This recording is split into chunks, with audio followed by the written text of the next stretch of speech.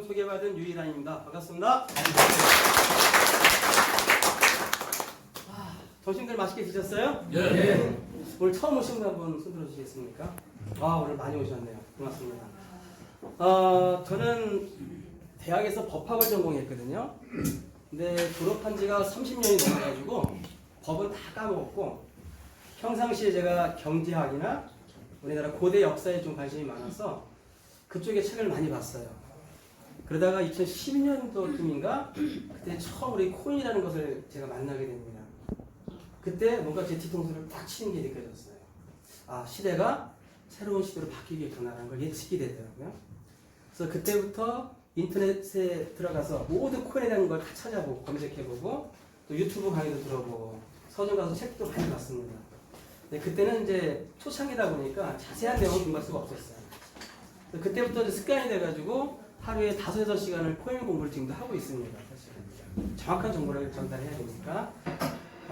그래서 여러분 제가 어떤 코인을 강의할 때 어떤 특정한 코인을 제가 지목을 해서 그 코인을 홍보하는 게 아니고요. 코인이 왜 등장할 수밖에 없는 그런 이유와 배경 그리고 코인이라는 그 존재가 현재와 미래 속에서 어떤 역할을 할 것인가 그런 이런 강의를 좀 많이 했습니다. 그래서 아직까지도 코인을 부정적으로 생각하시는 분 또 안 좋게 생각하시는 분들의 마음문을 열어주는 그런 강의를 했거든요. 그러다 보니까 이제 수많은 코인을 접해 봤는데 이 회사에 와서 제가 IPFS와 파일코인을 처음에 접했습니다. 그때 느낌은 저것도 그냥 하나의 새로 나온 코인이겠군요. 이렇게 생각을 했었어요. 지금 코인이 무진장 많은데 거의 95% 코인이 어떤 몇몇 사람들의 사업 수단에 의해서 또 돈 벌기 위한 수단으로 만들어진 코인이 되게 많습니다. 그렇죠? 네. 맞죠? 네. 그런데 이 파일 코인을 제가 강의하다 보니까 이거는 그런 류의 코인이 아니라는 거예요. 하나의 시대의 흐름 속에서 반드시 만날 수밖에 없는 코인인 걸 제가 깨달았습니다. 깜짝 놀랐죠, 저 자신도. 그래서 그런 깨달은 바를 여러분들에게 전달하고 그래서 과연 이것이 내가 투자를 해도 괜찮은 것인지를 여러분 한번 스스로 판단 한번 해주시기 바랄게요. 아시겠죠? 네. 좀 바꿀게요.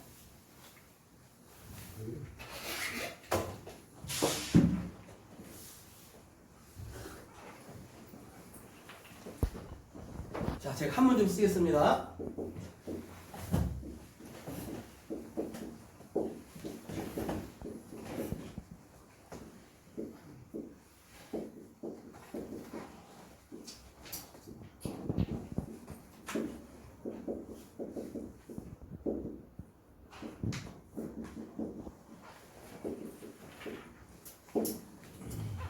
자, 제가 칠판에 한문을 좀 썼는데 한번 읽어봐 주시겠습니까? 뭐라고 써있는데? 다시 한번요? 그 극도의 자동화와 연결. 네, 극도의 자동화와 연결성. 아주 잘 읽어주셨습니다. 혹시 이 구절을 본 적 있으신 분? 없으시죠? 여기서 봤어요. 네, 사람이 보통 자기의 관심 분야라 그러면 이게 눈에 들어오는데 관심 분야가 아닌 것은 그냥 스쳐 지나가게 되어 있거든요. 이 구절이 뭔가 봤더니 2016년도 지금부터 4년 전이죠. 스위스 다보스 포럼의 주제였습니다. 다보스 포럼 들어보셨죠? 네. 네. 이 다보스 포럼은 세계적인 경제 석학들이나 또는 대통령들이 1월달에 모여서 스위스 다보스에 모여서 미래를 예측하기 위한 하나의 토론 단체입니다. 근데 이게 2016년도의 주제였었어요. 그럼 이것이 뜻하는 게 도대체 뭐냐 봤더니 이것은 우리가 요즘 많이 회자되는 제4차 산업혁명을 뜻하는 그렇게 했었어요. 4차 산업혁명 많이 들어보셨죠? 네. 그렇죠?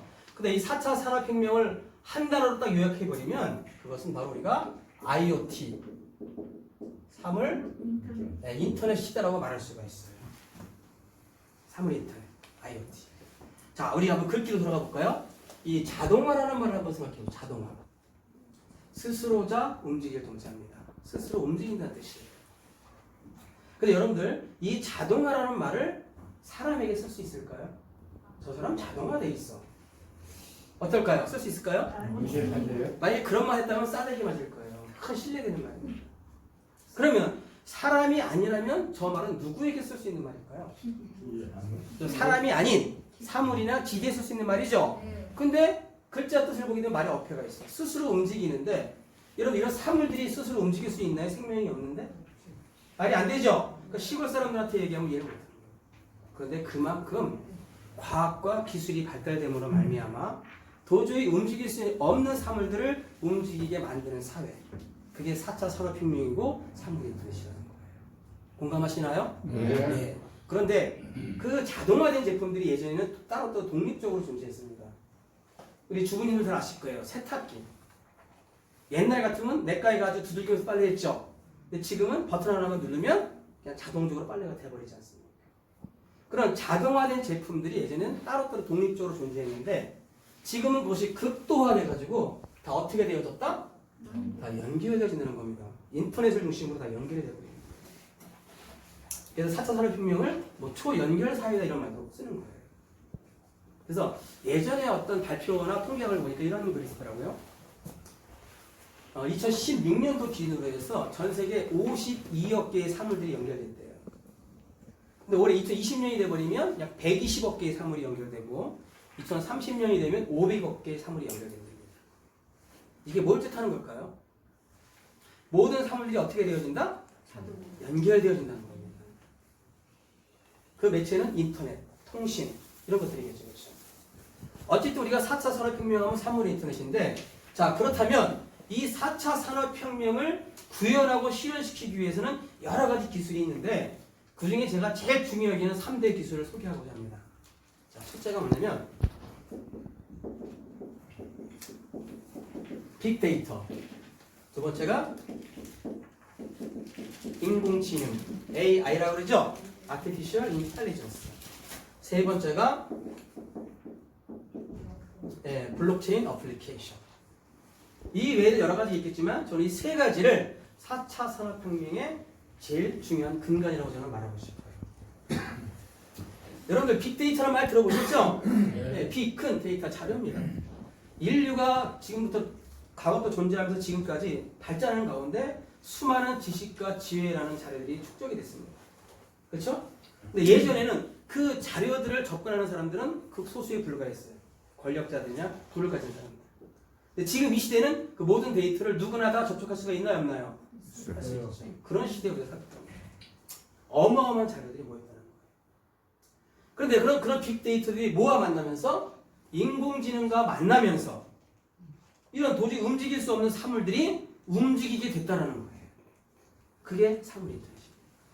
공감하시죠? 네. 예. 그런데 그 빅데이터와 인공지능을 저장해주고 관리해주고 운영해주는 게 바로 뭐냐? 그게 바로 블록체인이라는 겁니다.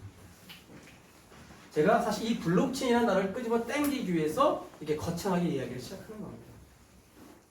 그래서 여러분들 앞서 이 블록체인이라는 것은 내가 알아도 그만 몰라도 그만인 그런 개념이 아니라 미래를 살아가는 사람이라면 반드시 알아야 될 개념이에요. 물론 그냥 나 오늘 하루만 살고 죽을게 하는 사람 몰라도 돼. 하지만 미래인이라면 반드시 알아야 될 개념이에요. 예전에 과거에는요 종이지폐가 나왔어요. 그 종이지폐가 우리 경제 생활에 큰 동맹 역할을 해줬어요. 대동맹 역할을 해줬어요.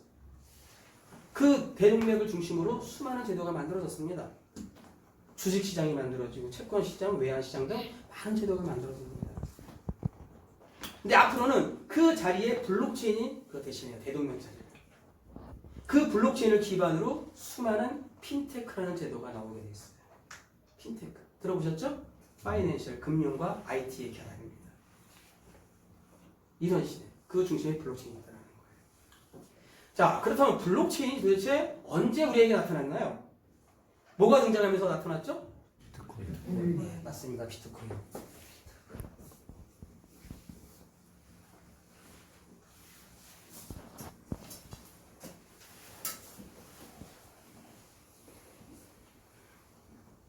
자, 비트코인이 몇 년도에 나왔습니까? 2009년도 1월 3일 날 여러분 많이 들어보신 나카모토 사토시란 이름에 의해서 우리에게 소개되어졌죠?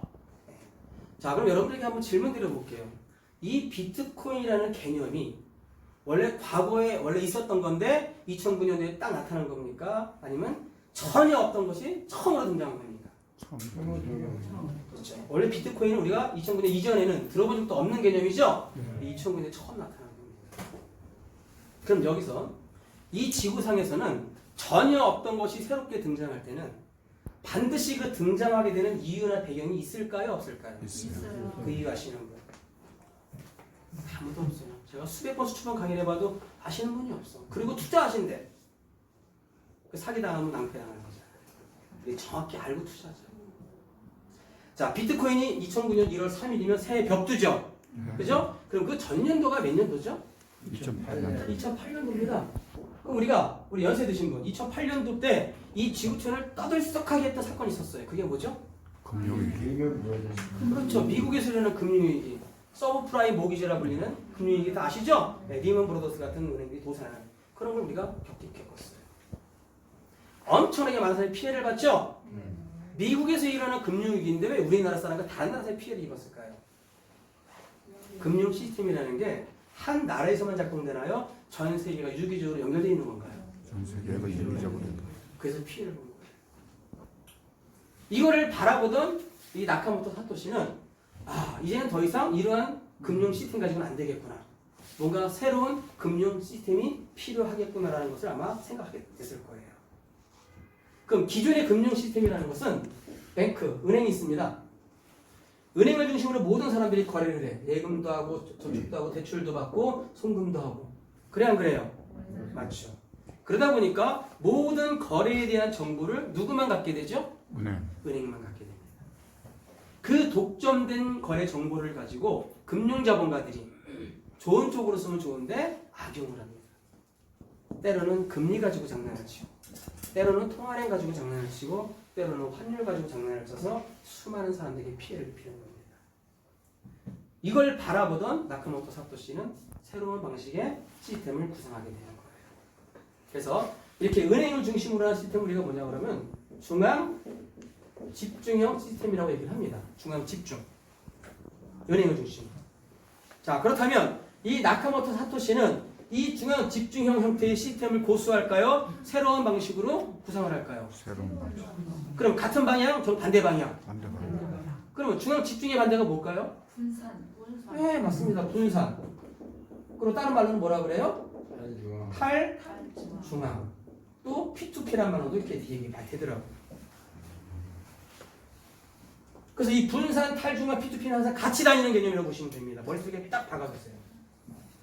탈중앙이 뭡니까? 중앙 그럼 뭔가 집중되어지고 통제되는 느낌이죠? 그걸 탈한다. 탈이 뭐죠? 벗어난다는 뜻입니다. 중앙 통제로부터 벗어나겠다는 겁니다. 이 개념을 갖고 나타나는 것이 바로 뭐다? 그게 바로 블록체인이라는 개념이에요.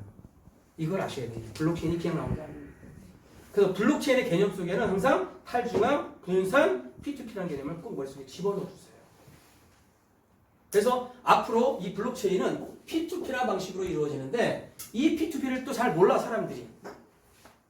자, 그럼 P2P 설명하기 전에 블록체인에 대한 정의부터 한번 내려볼까요? 자, 블록체인은 신뢰를 바탕으로, 믿음이죠. 신뢰를 바탕으로 해킹이 불가능한 분산 원장의 보안 기술이다. 이렇게 정의를 내려요.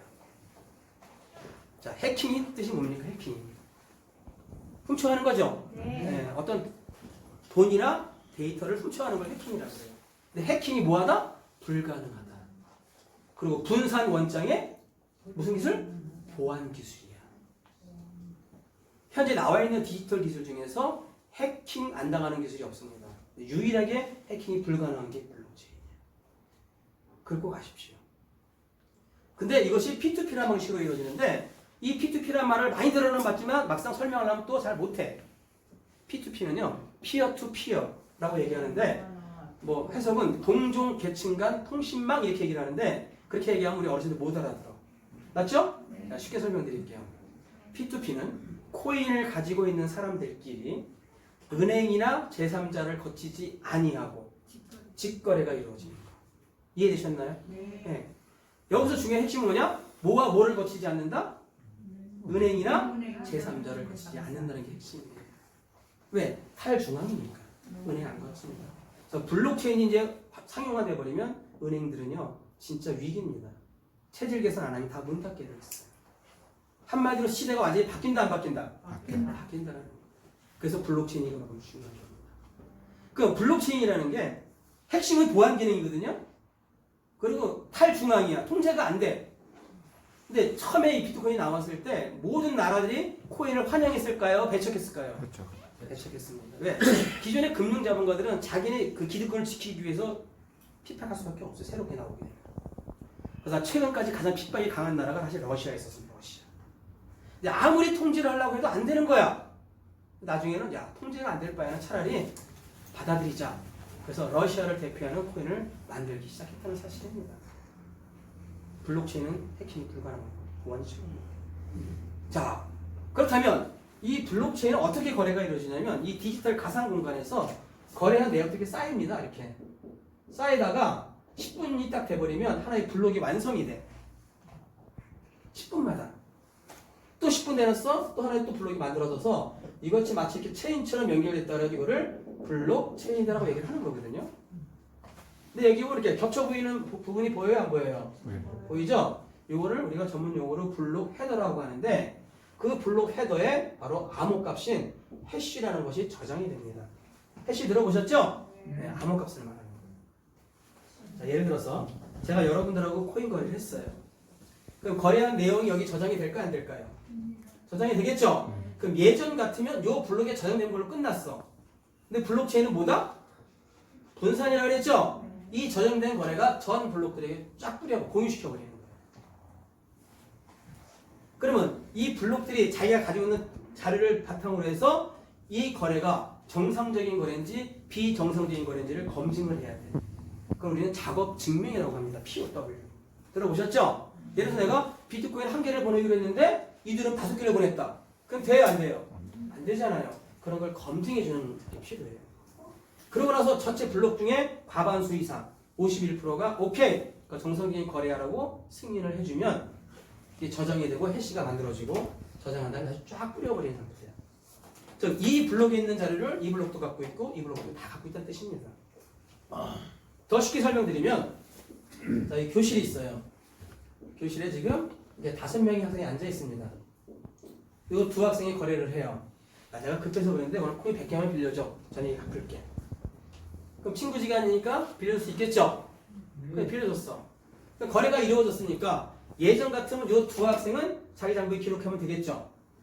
근데 블록체인은 이 교실 안에 있는 10명의 학생이 자기 거래가 아님에도 불구하고 이 두 학생의 거래를 자기 장부에 다 기록하는 것.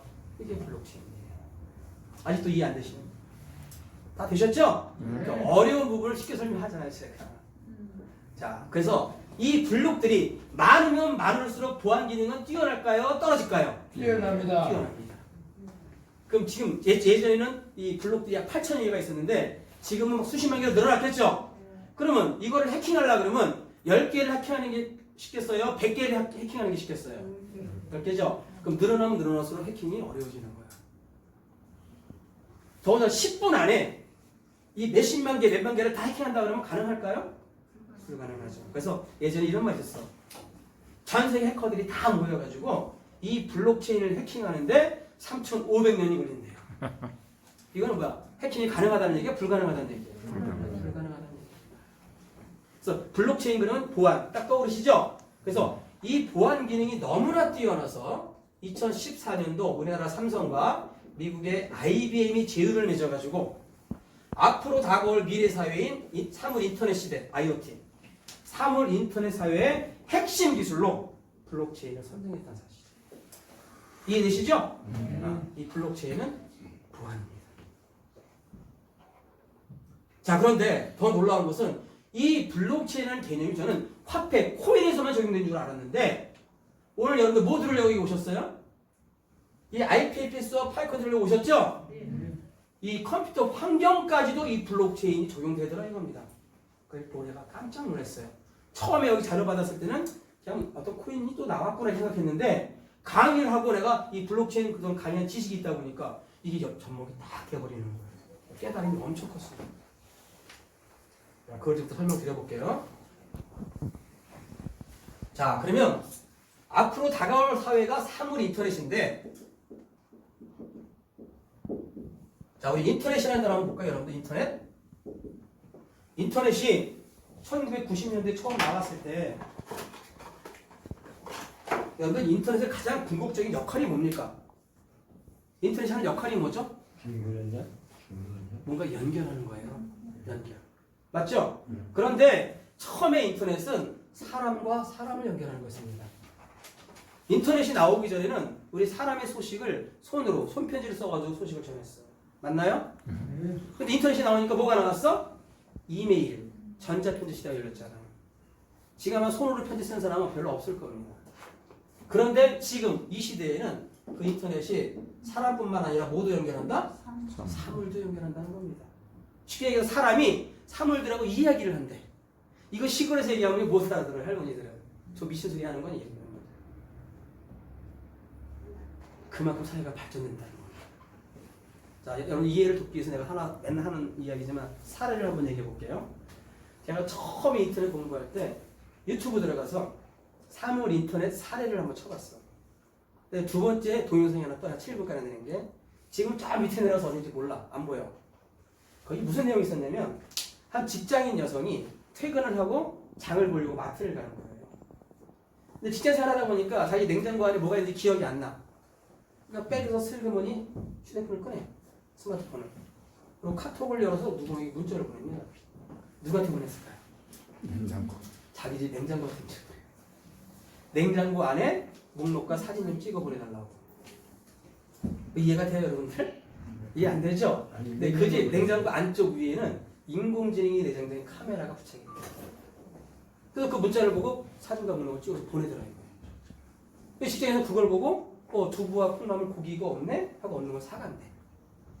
자, 누구와 누가 지금 소통하는 거예요? 사람과 냉장고나 사물이 소통하는 거죠? 이게 이루어지고 있어요, 지금. 여러분 대리점 가잖아요? 그 냉장고 있습니다. 선전에서 한번 나왔으니까.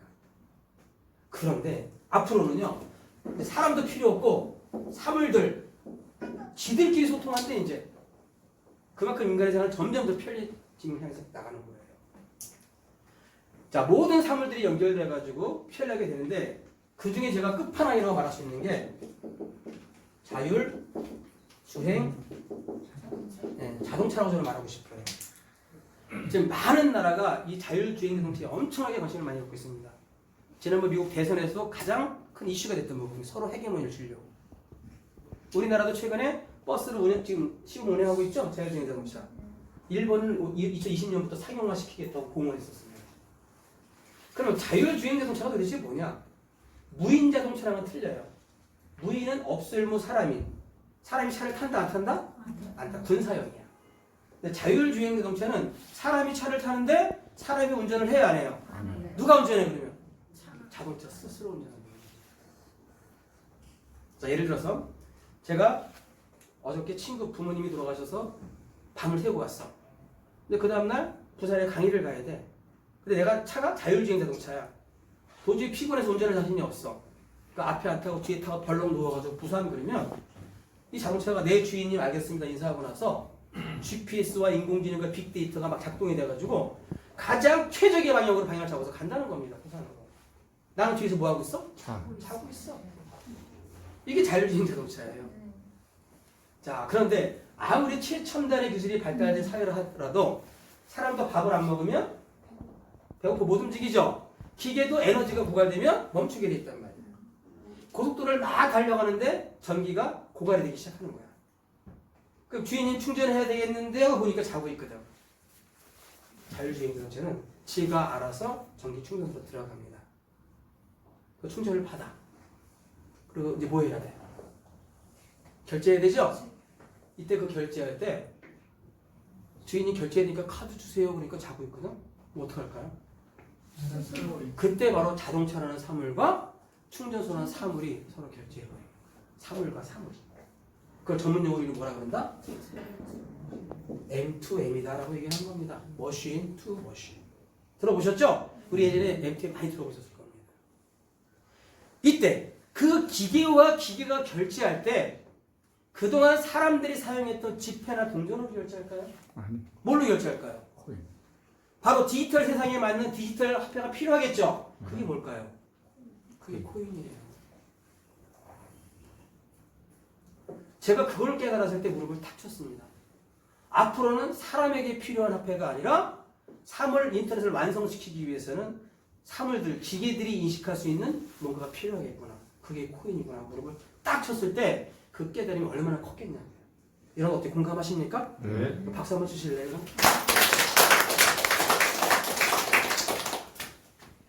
이 사실을 봤을 때 코인은 단순히 우리가 투자하는 투기의 대상입니까? 미래의 화폐가 분명합니까? 미래. 분명합니다. 확실하시죠? 네. 네. 예. 코인 사업을 자부심을 갖고 떳떳하게 하십시오. 여러분들은 앞서가시는 분들이에요. 아시겠죠? 자, 그런데 아까 말한 빅데이터, 인공지능, 블록체인 세 가지 3대 기술 중에서 그 중에서 빅데이터와 그다음에 그 블록체인 이 두 가지 기술과 가장 관련이 있는 게 바로 뭐냐? 그게 IPFS라는 사실이에요. 제가 깜짝 놀랐어요. 4차 산업혁명의 근간 세 가지 중에 두 가지랑 가장 관련이 있는 게 뭐라고요? IPFS예요. 그럼 그게 사실이라면 이 IPFS는 그냥 어느 날 뚝 떨어진 기술이에요? 시대 흐름 속에서 만날 수밖에 없는 기술이에요? 그걸 깨달으시라는 거예요. 그럼 투자했을 때 자부심을 가질 수 있습니까? 증명해 볼게요, 지금부터.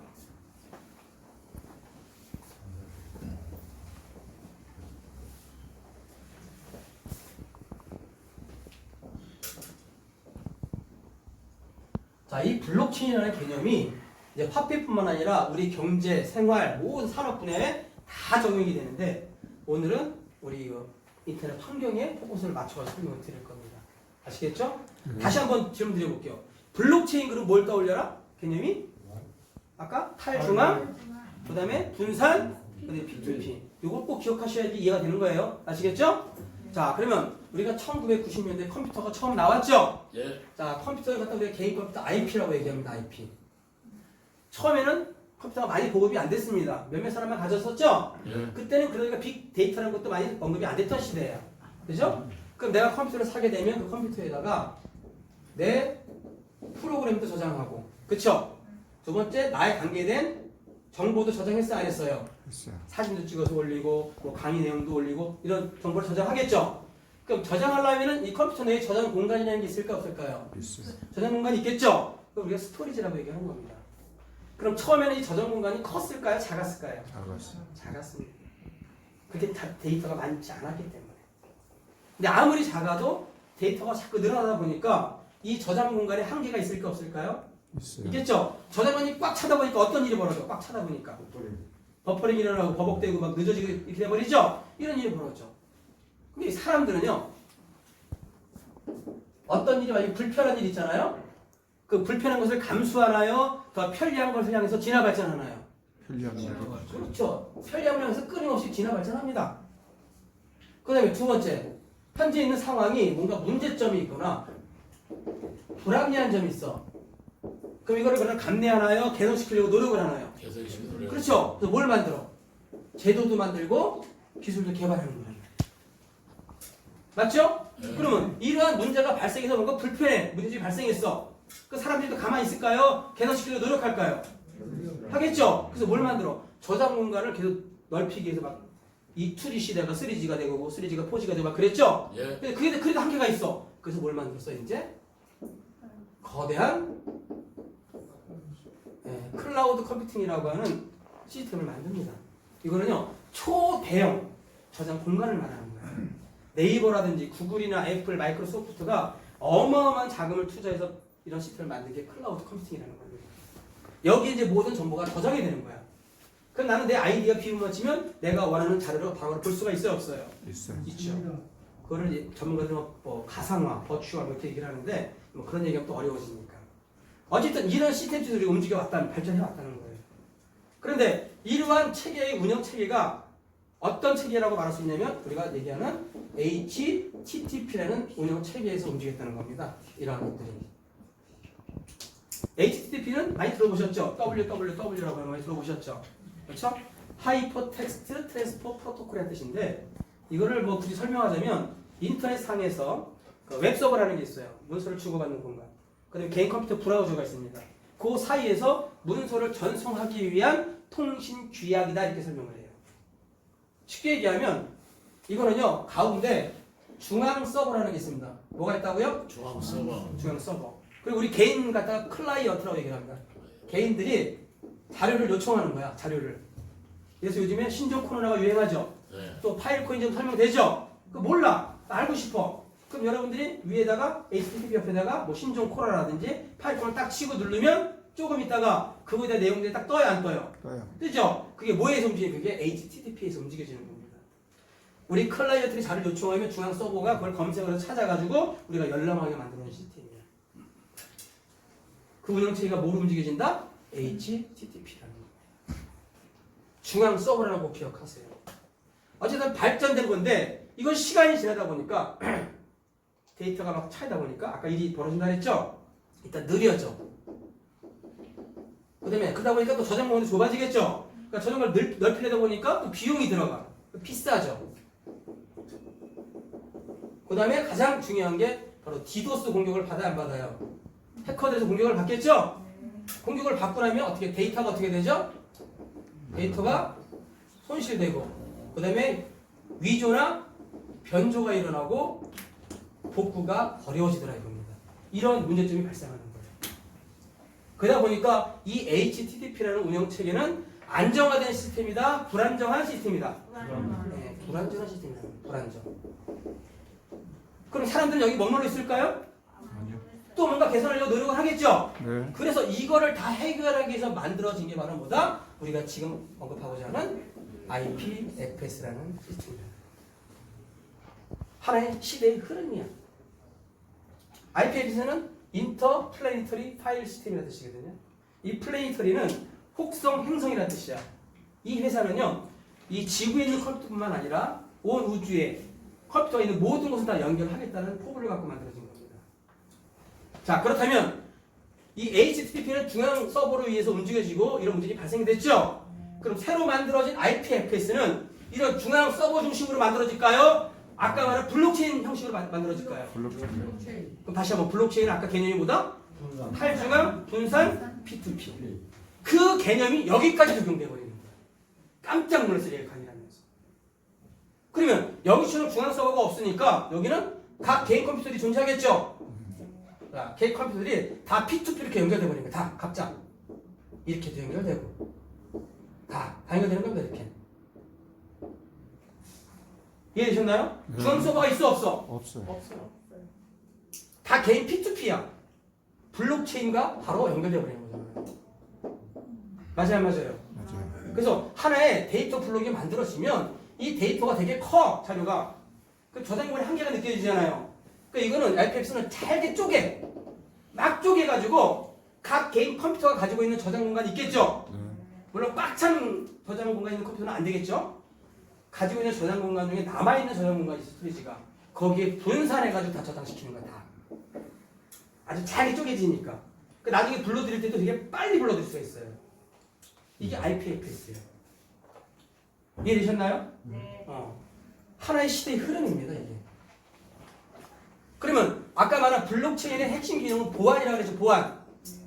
그 해킹이 된다, 안 된다? 안 돼요. 디도스 공격이 돼, 안 돼? 안 돼요. 안 되는 거죠? 그러면 이것이 등장하면서 느려지지도 않고 빨라지겠죠? 또 싸겠죠? 이런 공격 안 받아. 그래서 안정적인 시스템을 구축할 수 있어요, 없어요? 있어요. 있죠. 더 놀라운 것은 이 불안정 안정이 얼마나 중요한지 제가 설명드려볼게요. 자, 우리가 과거에 2G 시대, 3G 시대, 4G 시대를 만났어요. 이 2G, 3G, 4G는 저장 공간의 확대를 말하는 거죠, 그렇죠? 그리고 빨라집니다, 다운로드가. 다 2G일 때는 처음에 그대로 썼어. 시간이 지나다 보니까 너무 느려지죠? 3G가 나왔어. 또 3G 바꾸고 나니까 저장도 많아지고 빨라졌죠? 근데 또 시간이 지나니까 또 어떻게 돼?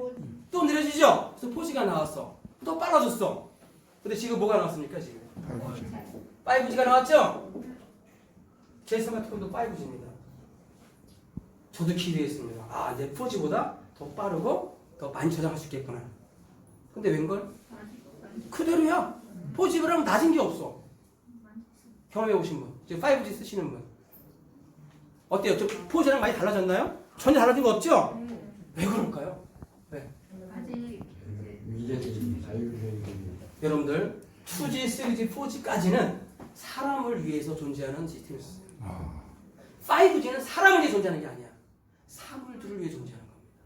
사람에게는 크게 안 보이는데 사물들 사이에서는 엄청 빠르고 0.000 몇 초까지도 빨라요. 그게 5G야. 그럼 이게 5G가 왜 나왔을까요? 그게 바로 아까 말한 4차 산업혁명 사물리턴 있잖아요. 그거를 완성시키기 위해서 나오는 겁니다. 그 중심에 IPFS가 있는 거야. 자, 예를 들어서 아까 제가 자율주행 자동차 얘기했죠? 네.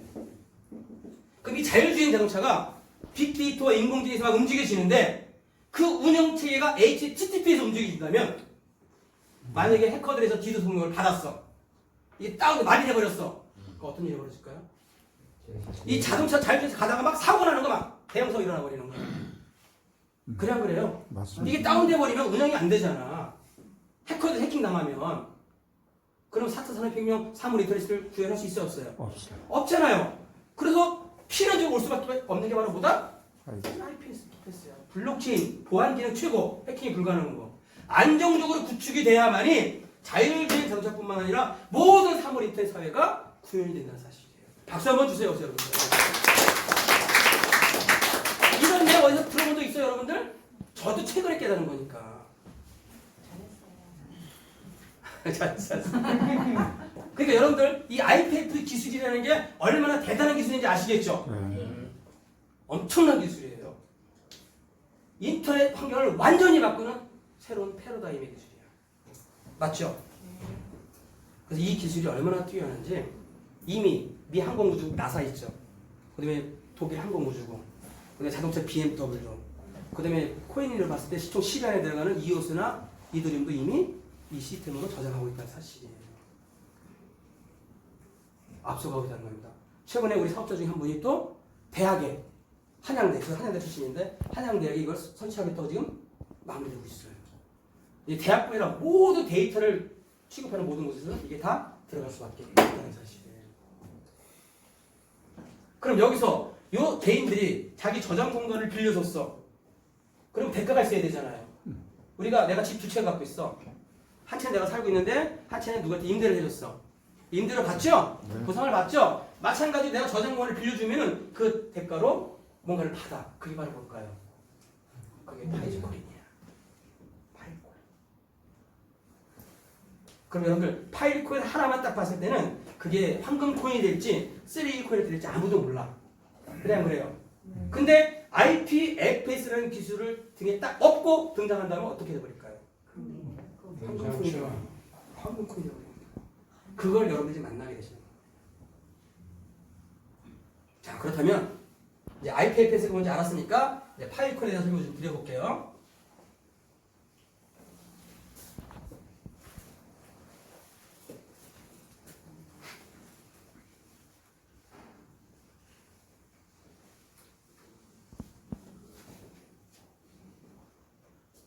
자, 2014년도에 여러분들 스탠포드 대학 아시죠? 스탠포드 대학에 주한 베넷이라고 하는 젊은 과학자가 있습니다. 올해 33살이에요. 88년생. 그러니까 스탠포드 대학, 하버드, MIT, 구글, IBM 등 전 세계 내노라 하는 블록체인 전문가 100여 명이 모여서 하나의 법인을 설립해요. 이게 뭐죠? 법인 이름이?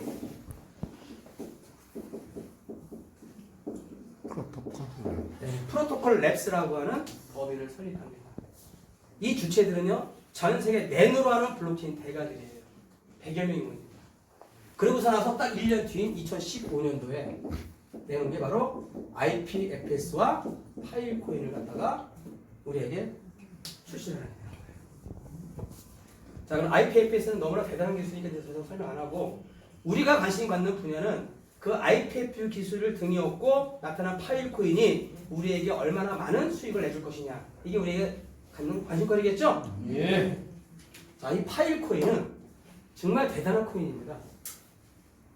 왜 대단하냐면 2017년 9월 달에 첫째, 세콰이어 캐피탈이라고 들어보셨나요? 네, 세콰이어 캐피탈이라는 재단이 있고 그 다음에 안드리센 호로비츠, 그 다음에 유니언 스퀘어 벤처스라고 하는 세 개의 회사가 같이 모여서 합작을 해서 ICO라고 하는 것을 시도합니다. ICO. ICO 혹시 아시나요? 우리가 주식에는 IPO라는 게 있어. 이 회사가 조만간 상장할 거니까 미래 가치를 보고 투자해 주세요 하고 자금을 모으는 걸 IPO라고 해요. 그걸 코인에서는 ICO라고 합니다. 이 코인 조만간 상장할 거니까 미래 가치를 보고 투자해 주세요. 자금을 모으는 거야. 근데 이거 미국에서 일어나는 일이거든요. 근데 미국에서는 이 ICO를 하기 위해서는 미국의 SEC라고 있습니다. 증권거래위원회. 미국에는 FRB라고 하는 연방준비제가 있죠. 그 다음에 양대 축이 SEC와 CFTC라고 하는 상품선물거래위원회라는 두 단체가 있어요. 근데 코인을 이 SEC 증권거래위원회가 ICO를 갖다가 해도 되느냐 말아야 되느냐 허락 승인 권한을 내려가고 있는 거예요. SEC. 근데 미국에서는요 ICO를 허용을 안 합니다. 아직까지. 어느 코인도 허락을 못 받아. 근데 유일하게 SEC의 허가를 받아서 ICO를 받은 게 파이코인이에요. 여기서 박수 한번 주세요. 저는 코인을 오래 해본 사람이기 때문에 이 중요성을 알거든요. 미국에서 ICO를 허락받았다? 이거 있을 수 없는 일이 벌어집니다. 역으로 생각하면 얼마나 대단한 기술이기 때문에 그랬을까요? 이렇게 생각할 수도 있겠죠. 거기다가 이 세 재단에서 이제 ICO를 하는데 이 세카이어 캐피탈은요 전 세계 투자 규모 1위 회사입니다. 1972년 돈 발렌틴이라는 회장님이 설립했는데 그분은 어떤 사람이 투자의 귀재로 일어난 사람이에요. 그분이 어떤 아이템을 딱 선택하면 거의 100배, 1000배 수익을 올려냅니다. 그분이 딱 선택하면 다 따라간다는 거죠. 그리고 이 재단은 우리가 흔히 말하는 초대형 글로벌 회사가 있어요. 아마존, 구글, 애플, 마이크로소프트 이런데 거기에 어마어마한 지분을 갖고 있고 더군다나 전 세계 3대 증권거래소를 할 수 있는 나스닥 있죠? 나스닥에서 왔다 갔다 하는 그 자금의 22%를 가지고 있어요. 엄청난 거죠. 그 다음에 이 안드레센 호르무스 같은 경우는 17개 암호화폐에 투자할 정도고 이거 벤처 캐피탈 어마어마하게 돈을 투자하는 회사예요. 암호화폐. 이런 회사들이 ICO 사전 판매를 했는데 참 놀라운 일이 벌어진 거예요. 사전 판매했는데 아무나 참여할 수 있는 것이 아니고 첫째, 미국 시민권자가 돼야 되고 근데 월 수익이 20만 불 이상 증빙 자료가 있는 사람 20만 불이면 한 2억 2억 4천 정도 되겠죠? 근데 재산이 100만 불 이상 되는 사람만 참여했어요. 근데 놀랍게도 47분 만에 586억이라는 자금이 옵니다. 전무후무한 기록이에요. 1시간 만에 47분 만에. 그리고 그 다음날 공개 세일을 했는데 한 달 안에 2,318억이라는 돈이 모여서 총 3,000억에 가까운 자금이 확보되는 거예요. 여지껏 이런 기록을 세운 코인이 없었습니다. 자, 파일코인 자체가 훌륭해서 그랬을까요? 아니면 뭐 때문에 그랬을까요? 바로 IPFS라는 기술이 뒷받침되기 때문에 가치가 올라가는 거예요. 더군다나 이 파일코인의 장점 중에 최대의 장점은 뭐냐? 다른 코인들은요 유저를 확보해야 돼. 가치를 올리려면. 그래 안 그래요? 그 유저를 확보하는데 많은 비용이 들어가고 많은 노력과 시간이 필요해. 근데 우리 파일코인은 그 유저를 확보하면서 돈이 들어갈 필요가 있을까요? 시간과 노력이 필요할까요? 데이터와 컴퓨터를 가지고 있는 사람이라면 다 뭐가 되는 거야? 다 우리 유저가 되는 거야. 이 확장성은 어마어마한 겁니다. 여러분들 페이스북에서 만약 코인을 만들었다 그러면 여러분 투자하십니까 안 하십니까? 네. 이건 묻지마 투자죠? 네. 왜 할까요? 페이스북 유저가 24억이야. 24억 명이 한 개씩만 사도 24억이 나가는 거잖아요. 그죠? 그 가치가 얼마나 올라가겠냐. 근데 우리는 컴퓨터 전 세계 한 70억 인구 봤을 때 몇 명이 컴퓨터 갖고 있을까요? 50억. 50억. 그 50억 명이 유저가 되는 거야. 여러분 50억 명이 유저가 되면 가치가 얼마큼 올라가는지 한번 상상을 한번 해보세요. 제가 어떤 자료를 보니까 올해 1월 30일자로 비트코인 보유자와 기업수를 조사해보니까 2,300만 개래입니다.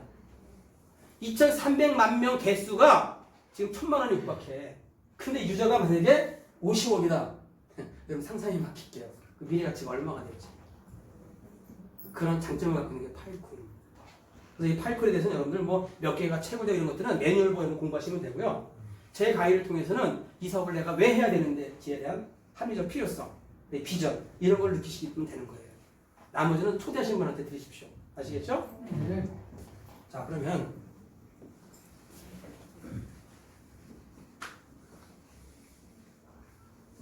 지금 이 파일코인은 지금 나와 채굴이 됐나요? 안 됐나요? 아직 안 됐죠? 올 7월 달에 이제 메인넷이 구축이 돼서 채굴이 시작이 된다고 합니다. 근데 아직 채굴이 안 돼서 코인이 안 나왔는데 이미 거래소에 선물 시장에 상장해 있어. 여러분 보통 전 세계 2위 거래소 할 수 있는 비트포렉스라는 게 들어보셨죠? 그 다음에 싱가포르 1위고 아시아 3위가 L뱅크라는 거래소가 있습니다. 그 다음에 게이트 IO 한 50위 정도 되는데 거기 이미 상장이 돼 있어요. 선물 시장이. 그래가지고 하루에 뭐 6천에서 11,000원에 왔다 갔다 한대요. 거래량은 약 700억에서 1,000억이 왔다 갔다. 하루 거래량. 거래 액수가. 엄청난 겁니다. 코인이 아직 없는데도. 그래서 이 3,000억이 모였을 때 우리가 지금 많은 전문가들이 얘기할 때 채굴되기 시작하면은 최악 3만 원부터 시작할 거로 예측을 하거든요. 근데 3,000억이 모인 것에 비해서는 3만 원 너무 저평가돼 있다 그래가지고 더 올라갈 거로 예측하는 사람이 많아요. 그럼 여러분들은 파일코인에 대한 비전을 느끼셨죠? 네. 파일코인을 사는 게 나을까요? 파일코인을 만들어내는 채우기를 갖고 있는 게 좋을까요? 우리가 그 화석이 모인 겁니다. 채우기 사업. 그런데 이 IPFS와 파일코인이라는 제품, 기가 막힌 제품을 프로토콜 랩스라는 법에서 딱 내놨죠. 근데 이 제품이 너무나 뛰어난 제품이다 보니까 전 세계 지금 마케팅 회사가 몇 개가 달라붙어 있다 지금? 약 8천여 개가 넘는 마케팅 회사가 달라붙어가지고 서로 사업하는 거 알립니다 지금. 8천여 개가. 얼마나 대단하면 얼마나 대단하면. 여기는 오픈 소스야. 누구든지 갖고 장사해라 이거야. 사업해라 이거야. 자신 있다는 얘기입니다. 근데 그 중에서 우리가 여기 소속한 회사는 뭐다? TDS. 네, TDS입니다. 우리나라에도 한 15개가 된다고 그러죠? 그죠? 우리가 어떤 걸 선택해야 되는지 여러분 숙제야 그것도. 맞죠? 자, 제가 다른 회사는 얘기 안 하겠습니다. TDS 회사는 그 블록 데이터 뱅크라고 하는 이 채굴기 생산한 업체랑 제가 듣기로는 독점 계약을 맺었다고 합니다. 그 개발자 이동규 그 대표님이 제가 한번 만나서 얘기를 해봤는데 8살 때부터 컴퓨터를 갖고 노시던 분인데요. 컴퓨터밖에 몰라. 그리고 여러분들 전 세계 IT 기술 최고가 어디입니까? 대한민국이죠? IT 기술 최고인 한국에서 개발해가지고 지금 하고 있는 게 이 TDS인데 어느 회사가 뛰어난지는 7월달에 최고되는 거 보면 알겠죠. 그죠? 근데 제가 듣기로 지난번 1차 테스팅에서 본사 다음으로 뛰어난 실력을 인정받았다고 제가 들었어요. 이번에 지금 2차 테스트가 들어갔거든요. 2차 테스트란 건 뭐냐? 누가 더 많이 채굴을 많이 하게끔 기술 개발을 했느냐 그 싸움이거든요. 그래서 저는 기대가 하루에 1개에서 3개만 나오면 다 대박이라고 생각합니다. 하루에 3개나 3개. 아까 막 전문가들이 최하 3만 원부터 시작한다 하더라도 하루에 3개 나오면 하루에 9만 원이야. 한 대가 갚고. 한 달이면 270만 원이죠. 우리 한 대가 252만 원이니까 한 달에 돈을 뽑아. 그렇죠? 많은 분들이 10대, 100대를 갖고 확보하시더라고요. 자, 그렇다면 아무리 좋은 코인이라도 그 시대의 시장과 맞물리지 않으면 성공 못합니다. 최근 3년 동안 엄청난 코인들이 명품 코인 이런 가지고 나왔죠? 근데 성공했어요? 실패했어요? 다 실패했어요. 왜? 코인 시장이 받쳐주지 않기 때문에. 올해는 올해와 내년에 코인 시장이 지각 변동이 일어날 것으로 예측합니다. 올해 가장 기본적으로 ETF가 승인될 가능성이 큽니다. 올해와 내년 사이에. 그 다음에 엊그저께 반감기 일어났죠? 근데 반감기 일어나면 항상 그 다음에 항상 패턴이 엄청 올라갔죠? 그거 몰라요 여러분들? 알죠? 2012년도에 반감기 일어났을 때 그 다음 2013년도에 130만 원 넘어갔고 2016년도에 반감기 일어났을 때 2017년도에 2008년도까지 넘어간 겁니다. 올해가 반감기 일어나네요. 그럼 내년에 또 패턴에 의해 올라간다고 예측이 될 수 있겠죠? 그 기대를 갖고 투자하는 거예요. 그 다음에 올해 1월 달에 중국 금융시장이 개방이 됩니다. 그 시장 규모가 45조 달러. 5경, 6경이 가까워요. 그 금융시장 일부가 코인시장으로 몰려들었을 때는 어마어마한 시장 폭발이 일어날 수 있겠죠. 또 최근에 브렉시트가 일어났죠. 영국이 유로연에 탈퇴가 되어버렸어요. 잘못하면 유로화가 사라질 위기가 있습니다. 그럼 유럽 사람들은 유로화가 없다면 뭘 사용하게 될까요? 달러? 달러가 싫어서 유로화 만들었는데 다시 달러 돌아갈까요?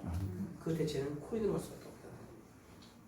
올 6월 달이면 중국에서 CBDC라고 하는 국가 코인을 출시한다고 합니다. 미국보다 주도권을 잡겠다고 하는 거지. 이렇게 코인 시장이 급변하게 돼 있어요. 이 기회가 여러분들이 한 번 주어집니다. 대폭등할 때. 근데 여러분 그 기회 잡아야 돼, 안 잡아야 돼? 잡아야 돼요. 잡는 방법 아세요? 네. 어떻게 잡아야 돼? 지금 유망한 코인 몇 개를 선정해서 내가 매집을 해야 됩니다. 저는 그 중에 파이코인을 추천하고 싶어요. 이거는 자고만 일어나면 채굴기가 파이코인을 마치 황금알 낳는 오리거위처럼 코인을 앞에 준다는 거야. 자고만 일어나면. 물론 무슨 몇 개가 될지는 아무도 모릅니다. 그죠? 그 기대감을 갖고 사업을 하는 거예요. 파이코인의 비전을 느끼셨으면 한번 도전을 한번 해보십시오. 물론 투자는 여러분들의 네. 판단과 결정이 하는 겁니다. 자, 결론을 맺겠습니다. 제가 20년 넘게 입시학원을 운영했었는데 제 친구들이 퇴근할 때 저는 출근했어요. 제 업무는 거의 새벽 2, 3시에 끝납니다. 굉장히 파김치가 힘들었어. 그때 제가 무슨 생각을 했냐면 새벽에 야 내가 언제까지 내 손과 발과 몸을 움직여서 돈을 벌어야 될까? 점점 나이는 먹어가는데 60이 되기 전에 내 몸이 아닌 돈이 돈을 버는 시스템을 만들어야 되겠다는 생각을 막연하게 했습니다. 뭔지도 모르고. 근데 오늘 이 강의를 딱 하다 보니까 이게 바로 그거네. 내가 채굴기만 확보하고 있으면 내가 놀러 다녀도 여행 다녀도 계속 채굴기는 일을 해. 나에게 돈 벌어주는 거예요. 딱 들어맞는 거 아닙니까? 내가 생각했던 거예요. 여러분 제 강의에 확신이 차 보여요? 안 보여요? 아, 원자. 제가 확신이 없다 이런 강의 못합니다. 맞죠? 네. 그러니까 여러분들도 앞으로 이 노후 보장을 위해서는 진짜 자금이 필요해요. 근데 내 몸을 움직여서 하는 것은 한계가 있습니다. 많이 못 벌어요. 근데 이 코인을 잘 만나서 타이밍 올해와 내년에 대상승이 왔을 때 그 기회를 잡는다면 여러분의 노후가 아주 편안하게 될 거라고 저는 확신합니다. 우리 그날을 위해서 같이 한번 열심히 한번 해보자고요. 아시겠죠? 네. 강의 마치겠습니다.